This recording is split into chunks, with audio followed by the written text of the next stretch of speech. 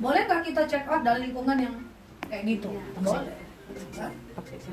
Toxic tuh bahasa anak muda. Tapi anak muda ini kacau ya. Toxic circle ya. Nah, ya kan? Yang mau ya. Jadi keluar aja, check out aja. Keluar dari lingkungan itu. Tapi kalau ketemu dia di pasar, di mall, nganggu aja. Kalau buang muka itu memutus silaturahmi. Memang tidak boleh berteman dengan orang kayak gitu. Kalau ibu berteman kan juga hanya dua pilihan. Silakan berteman dengan orang-orang yang tak baik, tapi syaratnya ibu harus bisa menegur kalau dia salah. Kalau nggak bisa negur kalau dia salah, teman dengan orang baik aja. Nggak ada orang baik itu di rumah aja lah. Nggak bisa bu, hijrah itu harus ganti lingkungan. Nggak bisa. Burung elang bisa berkawan dengan burung pipit. Elang terbang tinggi, pipit di daratan. Tapi burung elang bisa berteman dengan burung pipit. Tapi nggak bisa selama-lamanya elang itu jadi pipit. Karena elang tuh sukanya di atas. Sesak juga napas dia kalau di daratan. Bisa nggak pipit berteman dengan elang? Bisa. Tapi nggak tahan juga dia kalau terbang tinggi terlalu jauh. Kebaikan dan keburukan itu nggak bisa nyatu bu. Bisa pun cuma sebentar bu. Wah saya udah hijrah tapi saya tetap ingin berteman ustazah dengan teman-teman yang belum hijrah. Cobalah, mantap kalau bertahan. Kita pengen ke masjid, dia pengen ke kafe. Kita pengen ke masjid, dia asik karaoke aja. Mana bisa, enggak lama bertahan tuh. Cuma dua pilihan, ikut dia lagi atau kita hijrah bener-beneran.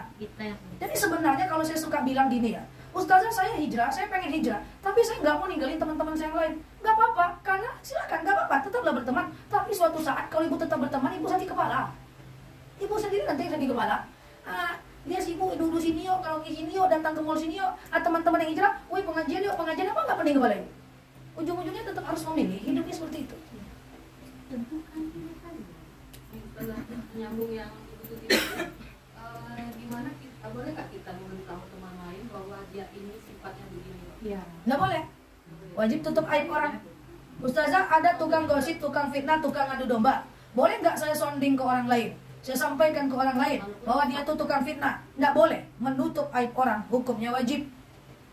Tapi kan biar orang terselamatkan ustazah. Niat benar, cara salah nggak boleh. Nggak ada, jangan usah berekspektasi menyelamatkan orang dari dia.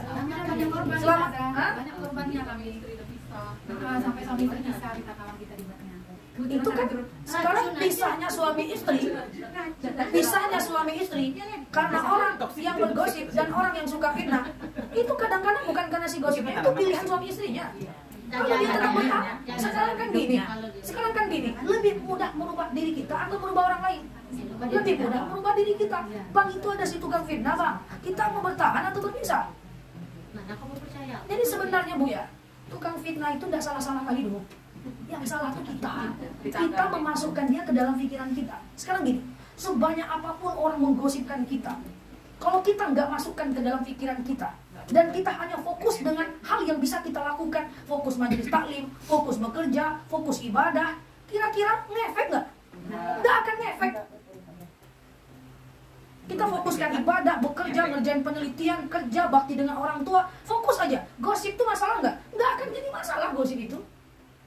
Cuma masalahnya si tukang gosip ini, kita masukkan ke sini, cus, sikit dia akan jadi masalah besar. Lebih mudah merubah diri kita daripada mengharap orang untuk tidak bergosip. Mana bisa, woi jangan gosip lah. Ini memang job desk aku, mau apa kau tadi?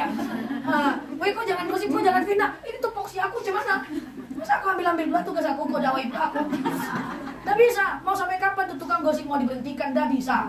Maka yang paling penting kita tuh kontrol. Makanya tadi saya bilang, kalau gosip itu nggak ngefek, ustazah ngefek loh ke kesehatan. Lah bukan karena dia, karena kita pikirin makanya kesehatan kita. Ustazah ngefek loh ke saya nggak enak makan ya, bukan karena dia, karena kita. Ngapa kita nggak enak makan karena tukang gosip? Emangnya kenapa kita juga nggak minta makan sama dia? Bu, lagian bu, tukang gosip tuh punya batas kekuatan bu. Dia juga punya hutang, punya beban hidup. Nggak kan kita terus dipikirkannya bu. Sampai kapan lah mereka bisa gosipin? Para haters tuh nggak ada masalah. Ya, haters itu sampai kapan mereka mau mikirin kita? Dan tiap hari, apalagi kalau beban hidupnya banyak, hutangnya besar-besaran. Nggak kan kita terus yang dipikirkannya. Jadi sebenarnya kena gosip tuh nggak ada masalah doh. Nggak ada masalah kalau kita nggak masukkan ke sini. Bercerai kita karena gosip, ya karena kesalahan kita. Bukan karena si tukang gosip itu. Tak ada tukang gosip, nggak mantap lah hidup kita loh. Nggak ada tantangan. Justru si tukang gosip, si tukang fitnah itulah yang kita membuat kita menjadi terbiasa. untuk aku udah biasa digosipin, aku udah biasa difitnah, aku udah biasa diadu domba. Nggak ada masalah kalau ibu tetap fokuskan energi ibu dengan majelis taklim aja, belajar tarjim aja, belajar tahsin aja, ya saya bekerja aja, mencari rezeki aja. Mereka nggak usah dipikirkan. Jadi tukang gosip nggak ada masalah. Mereka itu job desk-nya, biarkanlah mereka dengan jalan mereka. Jangan. Karena ada orang yang spesialisasinya memang tukang gosip loh. Memang dia profesornya di bidang itu. Oke, gimana dia udah susah-susah kuliah mau kita larang juga. Jadi bahasa saya apa? Everything is no problem. Ya, selagi kita tidak masukkan, maka belajarlah untuk bisa mengontrol diri sendiri. Gosip itu tidak ada masalah dong. Aman yo. Everything is okay.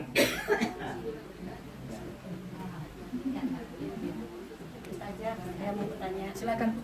adik saya kan seorang penjahit, jadi setiap potongan dari jaket itu ada sisa, tapi dia nggak kembalikan, dia ambilnya untuk dia gitu dengan sisanya itu. Gimana hukumnya Ustazah? Bagusnya dia akadkan. Bu, ini ada sisa aku ambil boleh? Karena gimana pun itu kain punya orang. Jadi lebih aman, ke yang lalu biar berlalu nggak apa-apa. Nanti sounding aja, sampaikan ke dia. Aku dapat kabar dari ustazah, kamu boleh ngambil ini, tapi nggak apa-apa, orang tuh juga nggak bakal mau kan. Cukup sampaikan aja, Bu, ini sisanya aku ambil ya.